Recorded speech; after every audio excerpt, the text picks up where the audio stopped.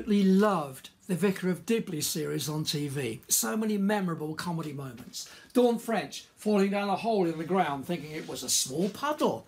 Dawn French dressing up as an Easter bunny to keep the village tradition going. Dawn French eating several Christmas dinners for fear of offending anybody in the village. And how could we forget Dawn French at the pet service? You know what's coming. A short time after arriving, my parish church in Oving announced they had organised a pet service on the village green. It was set up beautifully with a medium-sized marquee, wonderful refreshments, especially the coffee and walnut cake, to which I'm treated on a regular basis, by the way. It's very scrummy indeed. Quite a few families came carrying or leading their pets to be blessed by the vicar. That's me. Before becoming a country vicar, I would have dismissed a service like this and relegated it to the box marked weird, absurd. As a father and stepfather, I've done my fair share of pet burials in various gardens. Not just anybody's garden, you understand, but our gardens, special places. And mainly guinea pigs, although I once tried to revive an ailing hamster by offering it a touch of brandy from a syringe. The poor little thing did respond for a while and was probably very happy when it finally left this world.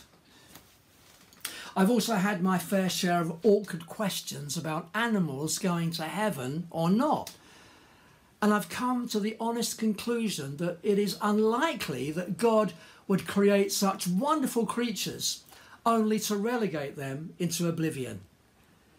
I have a feeling that the new heaven and new earth will be teeming with interesting and colourful creatures. As the prophet Isaiah hinted, the lion will lay down with the lamb. So I'm not just being a sentimental, pet-loving, wishful-thinking exponent of this idea, and I'm not just thinking about the many pets that I've had. Mary, Flopsy, Emily, Tom and Jerry, Millie, Harry, Biscuit, Fudge and Lightning, Lily, Lulu, Pinky, Rosie, Mimi, Daisy, Binky Patch, Pepper and Sweet Pea, and of course our lovely dogs, Paddy Wowo, Ruff, Tess, Jack, Freddie, Roxy and Molly. And not forgetting Albert the Hedgehog and Harold the Frog, of course. Anyway, I've been converted into seeing the great value of our annual pet service. The community come together with pets that mean so much to them. They bring such joy into our lives. They bring them because they care about them, and rightly so. They are God's creatures and deserve our respect and our care. So I have no problem praying for God's creation and even pronouncing a blessing or two. But then it happened. I wasn't expecting it. It was my first pet service after all. A little girl came forward with a cardboard box and very carefully and lovingly opened the box to reveal her pet chicken. To be honest with you, at that moment I didn't know whether to say grace or pray a blessing. "My chicken's not well," she said, looking up at me rather pleadingly. I took hold of the box, looking extremely vicar-like and very spiritual, and after examining the poor creature, lifted my priestly hand and said grace. Sorry, no, I didn't say grace, don't worry.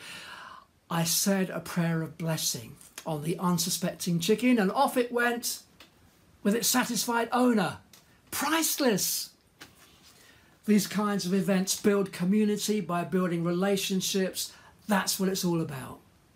Call me the Vicar of Dibley if you like, but come along with me to the next pet service and see what a blessing it can be for all concerned. Fighting back.